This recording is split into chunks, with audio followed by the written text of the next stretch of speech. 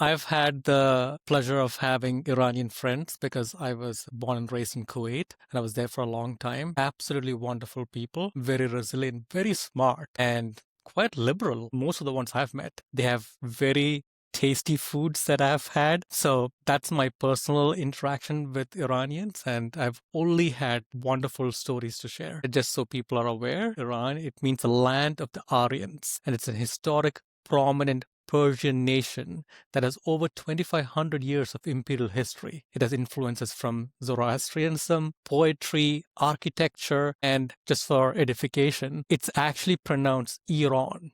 And it's officially called Islamic Republic of Iran, a theocratic state that is located in the Middle East. It's got a population of about 90 million people. So remember, we talked about Venezuela, which was about 30.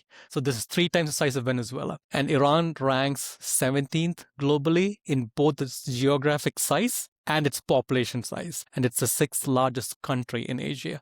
I would encourage our listeners to go ahead and look at the map of Iran. It's very uniquely located. It's if we were to go around, so it borders Iraq to the west, Turkey, Azerbaijan. These are all in the western part.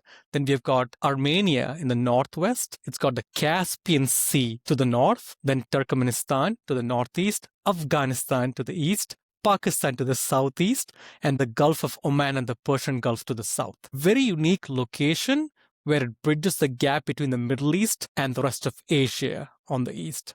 So, and its unique location explains why this was a very prominent region in the world, and it's center of culture, agriculture, a lot of richness in this one country. It's again home to one of the oldest continuous civilizations. And most of Iran, as we know today, was first united as a nation by the Medes under Cyaxares in the 7th century BC. And then it reached its height in the 6th century BC under Cyrus the Great, which a lot of people have read about even in the Bible. So Cyrus the Great, he's the one who founded the Achaemenid Empire. And so we're talking 6th century BC, right? So it's a very old empire. Right now, unfortunately, from a human rights perspective, it's ranked among the world's worst places. I think in 2024, it executed around, just in that 1 year, around over 900 people. From an economy perspective, interestingly, it's got the world's 2nd largest natural gas reserves, only behind Russia, and the 3rd largest oil reserves, behind Venezuela and Saudi Arabia. So very rich, very naturally rich